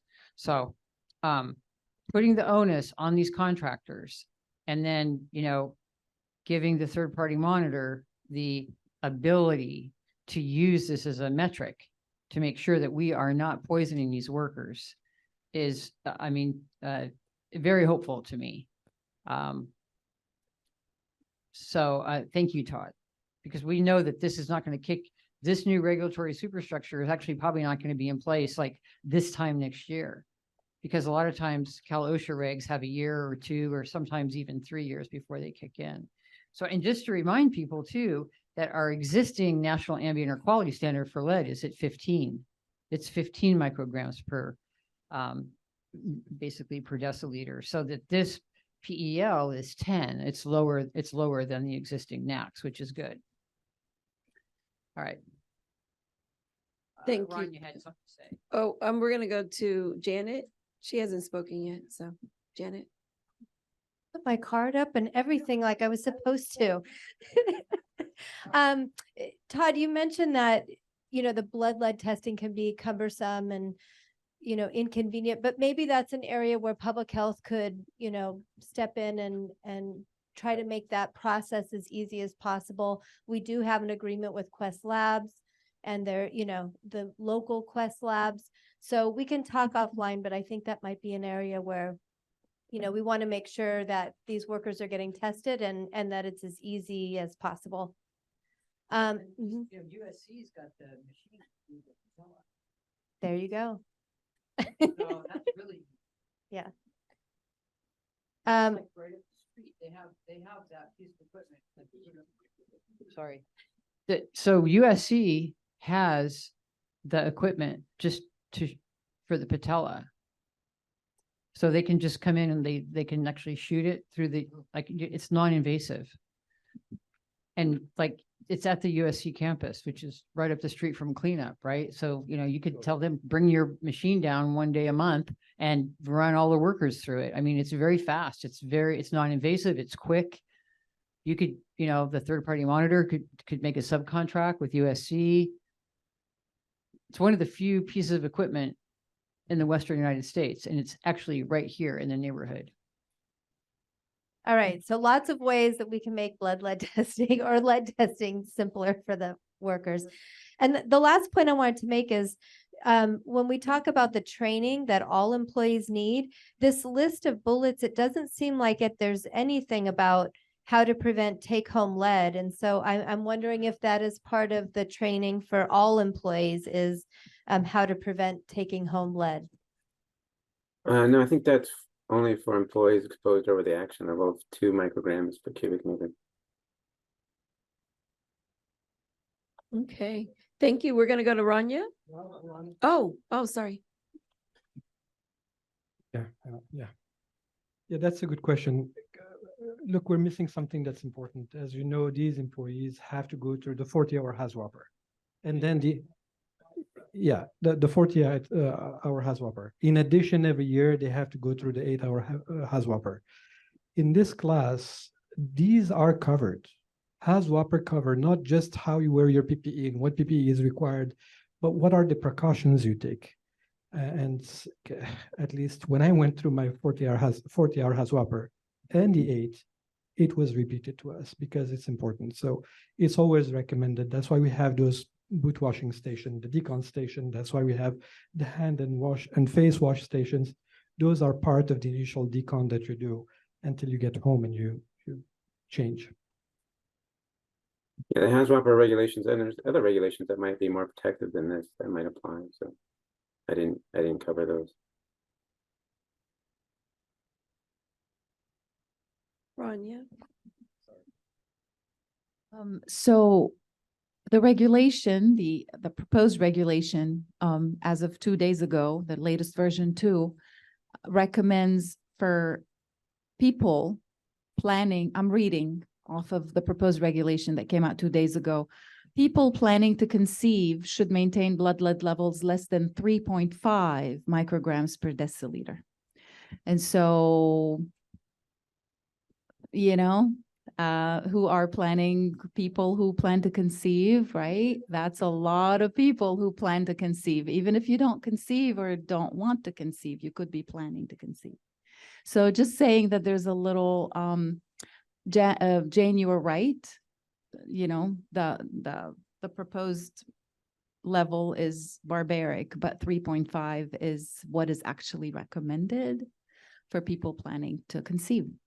So there's that, and it does not specify male or female. All right, so there's quite a bit of interesting things about that regulation that I think will really change things around. Eric, you wanted to add something? Oh, yeah, I mean, feel free to provide these in the comment period. As you say, it's posted online, there's a comment period, so feel free to provide us these comments and so we can review. Yeah, and so my other thought was to say that, do you think if we all got onto it and suggested to the board that workers should remove their clothes before they go home, no matter the level, based on what NIOSH recommends, CDPH recommends, what Caltrans does with their workers, over and above the Cal OSHA standard, do you think we stand a chance of pushing that It doesn't through? hurt to try. I mean, public pressure has always worked. I mean, we've had other regulations where we have one like to protect hotel housekeeping employees. And we thought we would never have that success because the industry was so strongly fighting us and lobbying against us. But then the hotel workers and their unions started bringing employees every month to the meeting to speak up about, you know, horrible working conditions. And they came every single month for like over a year, maybe 2-year period. And they made a strong impression to the standards board member, and we were able to get that proposal through, despite pretty strong opposition from industry. So maybe we stand a chance. Yeah, if I we mean, work it hard enough doesn't at hurt to it. try. I mean, I always encourage people to apply. I mean, we do face very strong opposition on this proposal as well, but we're still fighting to get what we can. And any support, or even I have no problem with people criticizing or attacking us for not being protective enough. That's completely welcome. So feel free to say anything that it's not protective enough. That's totally fine. Thank you. And then one last question for me is, I know that we all think of Cal OSHA as compliance, but I know that Cal OSHA, if you could share with folks what else Cal OSHA can do. There's your compliance officers, and that is correct. But there's Cal OSHA consultation. What kind of service could you provide potentially? For example, an idea to DTSC to review the health and safety plans of the contractors. Would that be something that OSHA consultation can help us with, or can help DTSC with? And then the third component of Cal OSHA, I believe there's a community education part to it. Are there folks that could come from Cal OSHA to speak to the community, to the workers, to everyone around here, and educate us and continue to do so beyond today's meetings? Is that something that might be available through Cal OSHA for this community to tap into now and into the future? Yeah, I can talk about, I guess, other branches of Cal OSHA. There's what you know of is the enforcement branch that we take, or they take complaints or just reports of unsafe conditions and go out and conduct investigations and inspections. They also investigate if anyone gets seriously hurt on the job or seriously ill on the job, investigate and sanction employer, the right citations to employers with monetary fines. And the most important part is there's part of that, it includes an order that they have to fix anything that that's not safe or not in compliance with the regulations. So that's enforcement. And then, as you mentioned, consultation, that's a separate branch where an employer can ask for assistance to comply with our regulations, and they can come out or just over the phone or online provide assistance to employers and help them write their safety programs or help them come into compliance with the exposure limits or a number of things, or just tell them how to properly guard their machines. So they're available to come out on site or just online or on the phone to help employers comply. And then there's also, we have a publications unit, and they write a large number of documents for workers and employers in multiple languages on how to, and what their rights are, what protections they should have, what the hazards are, just hazard awareness. And we have many publications on many issues. And then we also respond to requests for public outreach. We have it's on our consultation website, but it's available to anyone to ask for outreach. And then we also work closely with the occupational health department, or occupational health branch of the health department. And they also have lots of publications, and they also take worker requests for information and assistance. I think that's kind of the major parts of CalOSHA. I mean, we also have many other branches that deal with like elevators or mines or amusement rides. Just have many branches that deal with safety in other areas. But that's kind of the main parts of it. Thank you for offering so much services besides just the inspection and the compliance part that is available to DTSC and to this community overall in helping us out. Thank you. Sure. Yeah, thank you, Eric. Definitely thinking about the health and safety plan, right? That we're gonna have an opportunity to review. And so really looking for you all, especially those of you who have been for years working on the cleanup sites. I think that's our time warning, our 2-minute warning. Yeah. To inform that process, right? Because who's gonna know more than the folks who have been doing the work about the issues that come up and how to make sure that they aren't issues that are the burden of the workers, right? So we definitely need your participation in that. I think as much infrastructure as we can create to address these issues, to ensure that when they can, because no cleanup is perfect. Nothing in life is perfect, right? So an issue is going to come up. What are we going to do when an issue comes up, right? So the more infrastructure we have in place to address that, the better, I think, right? And part of that is thinking, when the announcement went out about the contractor, right, Parsons, and then the subcontractors, I started receiving texts from workers about AIS in particular, right? About supervisors, site managers, people sending names of like, these people should not be working on this cleanup because they treat us bad, because they tell us not to follow the protocols, because they target us when we speak out. And so I think in this whole process, that is still in my mind, right? And so we're definitely looking at Parsons to be like, how do we even prevent some of these issues from coming? Recognizing issues are going to come up. How do we do our best to make sure that some of the most problematic folks aren't in positions to continue some of the behavior that they were exhibiting under NEC?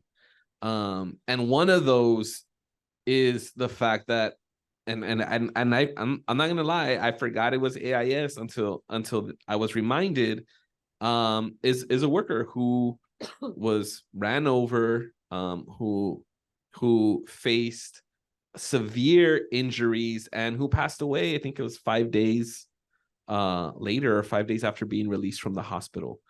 And that's an issue, right? And I was talking to Pete before this meeting, and Pete pulled up the OSHA report, because I think this was an issue where they didn't report it to OSHA or something, and they had to pay a fine and all these issues, right? And so I guess a question for Eric, if he's still there, is at what point do contractors or subcontractors kind of get held responsible or get removed from state contracts Like, what is the threshold? Is there a threshold, or is it like, well, that's a personal responsibility for whoever was managing the site that day because they allowed somebody who maybe wasn't qualified or wasn't certified to handle that machinery. So that's more of a personal problem. That's not necessarily the contractors or the subcontractors going to be held responsible. And so I wonder if you could talk a little bit about like threshold for action on a contractor that might rise to the level of removing them from a state contract. I mean, we can't get anyone removed from a contract. That's not what we do. We see something that's highly dangerous, we can issue an order prohibiting use, or shut down a part of a work site that's dangerous, but we don't have any say so over like kicking someone out of a contract or getting them removed. We don't have any powers there. Issuing citations and make sure they get abated, and then the order prohibiting use. Who would, or I don't know, maybe that's a DTSC question, or maybe that's it'd be up to DTSC to have language in their contract saying when they'll be removed if they don't perform safely. But yeah, that'd be up to the agency that's doing the work.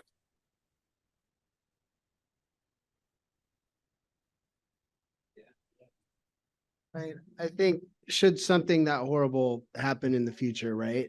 I think the way it would be addressed is first it would come to our and the company's attention. It would come to the third-party monitor's attention. Everyone would look to investigate what happened. If it involves a worker injury or worse, I believe Cal OSHA gets involved when there are like serious like worker death type situations. And then we would investigate that and then report back through the third party monitor, and then DTSC would have to figure out how to respond in that type of situation. So my hope is that the processes we're putting in place are going to be robust so that this kind of thing doesn't happen. We have the same interests as everybody else at the table here on making sure workers are protected. We're putting a project labor agreement in place that requires the use of local workers because we want to empower the people in the community to help be able to clean up their own community. We certainly do not want to put them in harm's way while they're doing it. As you all have pointed out, it's difficult being involved in this work. And as you rightly point out, the workers are on the front lines of this because they're the ones who are digging in the dirt, who are, responsible for getting the work done. We all want to make sure we're going to be done right. And we're trying to put the processes in place to ensure that that happens. All right. Well, thank you all. So I want to do a time check. It's 8:04. And so we are over our time limit. So do we want to take a couple of questions? Would you like, or do you feel like we should go ahead and wrap up? I feel like if there are questions. You go ahead.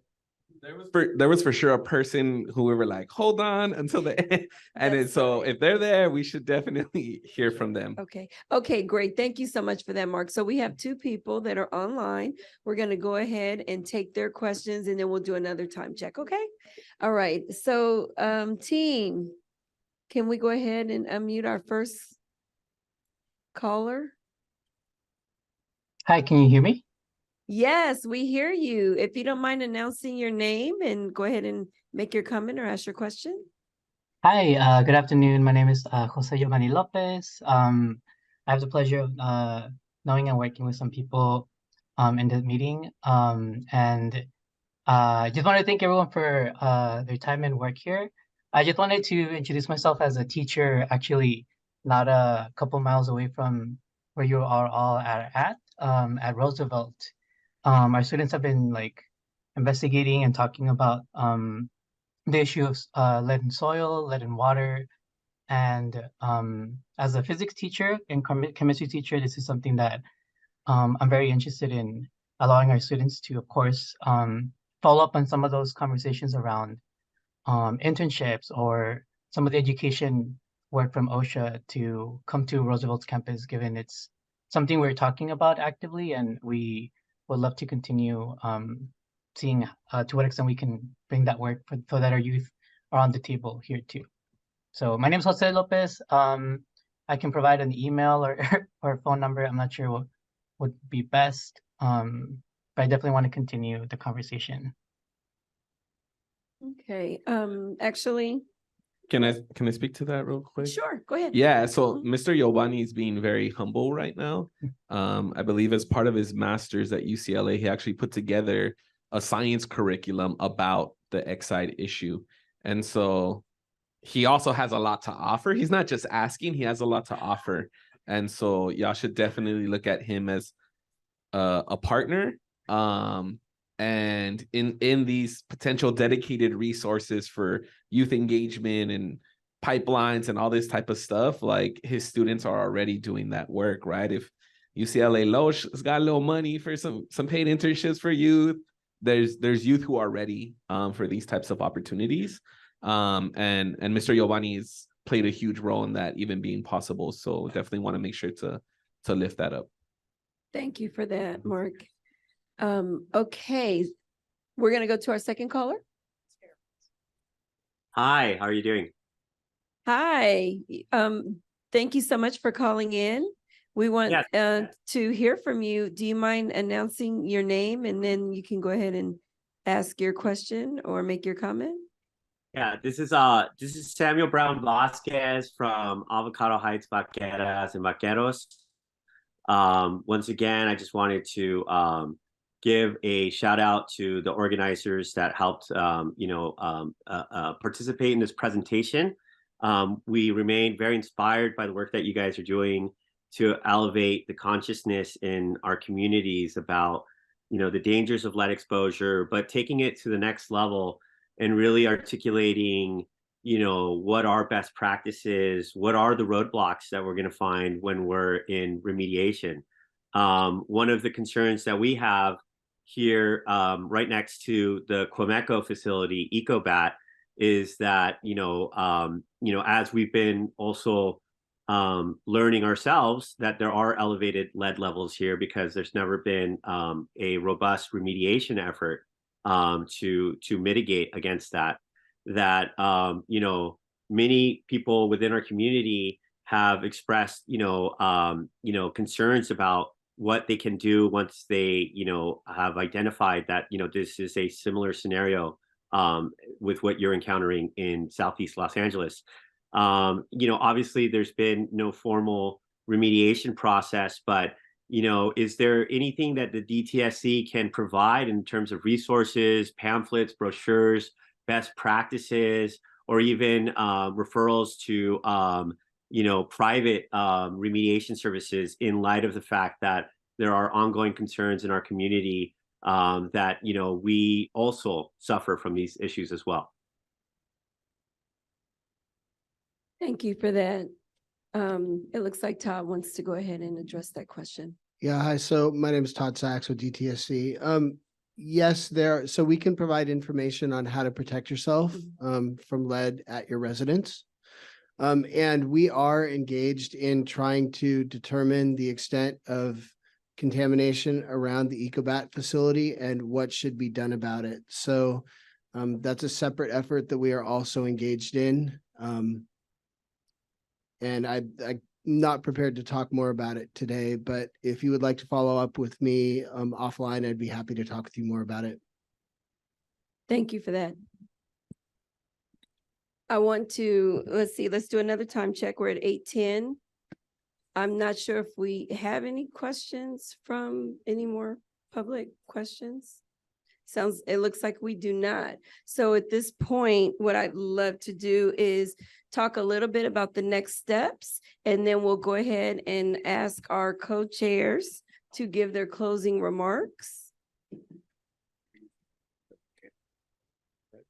As part of the next steps, I just want to make sure that everyone is aware that this meeting this evening is being recorded and it will be posted for public review. So you'll be able to watch this again or share this with family, friends, neighbors. And then also we are taking minutes as well. So you will have that as well at your access. So I'm going to go ahead and hand it off to our co-chairs for their closing remarks. We'll start with Mark Lopez. There's a lot more work to be done. And so just always invite everyone to continue to come. It's essential, right? If you're here and you don't already have my contact information, come ask me or ask other folks in the room who do have it. I always encourage folks, like, hit me up directly. If you want to talk about how it's been, I want to hear that. If you want to talk about how you think it should be, I want to hear that, right? If you just want to be like, yo, I just want your number in case some shit happens, I want to give you my number. So definitely I'm here for that. I think tonight's meeting felt different from a lot of other meetings. A lot of other meetings, there's a lot more. I'm not any less angry. I want to make sure that's clear. But I think the demeanor of this meeting is what it is because of the amount of work that we've been doing between meetings and because we're seeing the results of the work.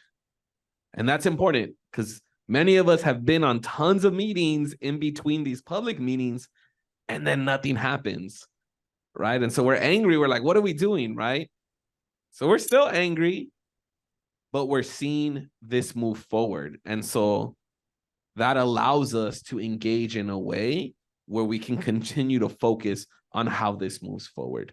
So I want to make sure to just recognize that for anybody, if this was your first meeting, you're like, this was kind of boring. I heard these meetings get like super hype, like people tripping. That was not this type of meeting tonight because of the progress that we've been making, right? We'll see what the next meeting looks like. Keep coming, right? But that's important, and that happens because folks are committing their time to this process. Yeah, and I do want to recognize the openness from some DTSC staff to really engage in moving some of this forward. So yeah, I think that's all I got to say. I'm gonna give a special shout out to Todd in particular. I'm gonna give a shout out to Todd, just so it's clear who I'm talking about. Yeah. Todd, I could say it over. I was just gonna say, can you tell the laborers? I'm sure they're curious. Is there a start date for them? We don't have one yet. And the reason why we don't have one yet is because we're working on making sure the health and safety plan and the operational plan are in place and the third-party monitor is set up. I know that's frustrating for those of you who want to get back to the job site. We all want to get back to the job site too, but we made commitments here to do things differently, and we're going to follow through on those commitments to make sure that we're achieving what we've been talking about in this meeting.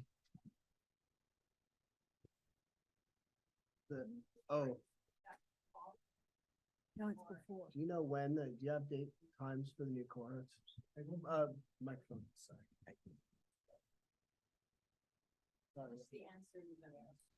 I didn't realize that was on time. I didn't hear that. Okay, for the new work cohort, my understanding is right now, Laura Castillo who is our new coordinator. We haven't had a chance to introduce her today, but she will be coordinating with you guys on any issue related to the work program. She has been in touch with Mark, I believe, with you as well, Pete. She is gathering the list of interested candidates, and that list will be communicated to the union. So I'm estimating right now, give or take in about a month, everything should start, unless we get the list earlier. So that's pending. The sooner we can get the list of interested candidates, the better off we are. That's hard to say, and I don't want to speak on behalf of the union, but my understanding is we are going to need additional folks for our Exide project, but the union would like to see if there is other opportunities outside Exide.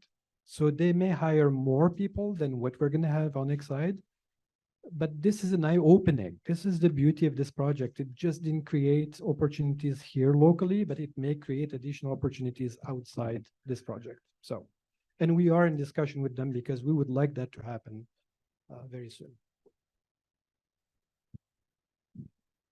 Yeah, so please, if you know of candidates, if you're getting the word out, Laura Castillo is your contact person.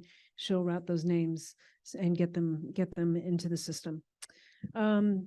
So I know it's late. I don't want to keep you too long. I do appreciate the comments and just how much information we got through in this meeting. You know, I think we were able to focus on a lot, hopefully answer some questions and really have a meatier discussion than an ETAG meeting would have been a year ago. And so that is very, very encouraging. As Mark points out, we have work to do. There is clearly progress, but you raised a number of issues, you know, the requests about what's the timing on the third-party monitor, when, you know, is there a method to have more communication with the contractor? We haven't lost track of the retrospective sampling for the properties that were cleaned up before the NEC 350. And the issue tracker. We actually, as staff, got the chance to see a demonstration of the online tool for tracking the issues to provide that transparency. So you're going to be able to see when a complaint comes in or one of those things. It's in good shape, and we'll be sharing that with the work group. So all that to say, as you said, you know, and that doesn't even touch on tenants issues and things like that. But we know that you guys have you're not going to roll up your sleeves. You've rolled up your sleeves. You've been there. You've been in these conversations. This next 2 months is going to be very intense in terms of getting through the health and safety plan, putting everything in place to get this contract going. But we feel very optimistic that we have the types of communication, the types of beginnings of a structure for how to manage this process and be transparent that will help us get through this and get this contract in place and have more confidence in the way the cleanup is going to be conducted. So I thank you all, each of our ETAG members, and all of you in the community for coming and spending this evening with us. And please keep coming back. Thank you. Bye-bye. Thank you. I want to thank Dr. Meredith Williams, Mark Lopez, our co-chairs, and then our other DTSC staff, our ETAG members. I do want to take a quick minute. So we've talked about Laura Castilla. Laura Castilla is in the room. Laura Castilla, please stand up. This is Laura Castilla. She is our new coordinator for the work program. If you have a recommendation for her, please go ahead and speak with her after this meeting. We recommend that you get her contact information. If you're interested or you know somebody who might be interested, get her contact information. Also, I want to thank our DTSC team and GAI team. This was our first hybrid meeting, and it kind of went okay. It wasn't perfect, but it went okay, right? We kind of got through the night, right? I want to thank them. Thank you guys. You guys did an amazing job.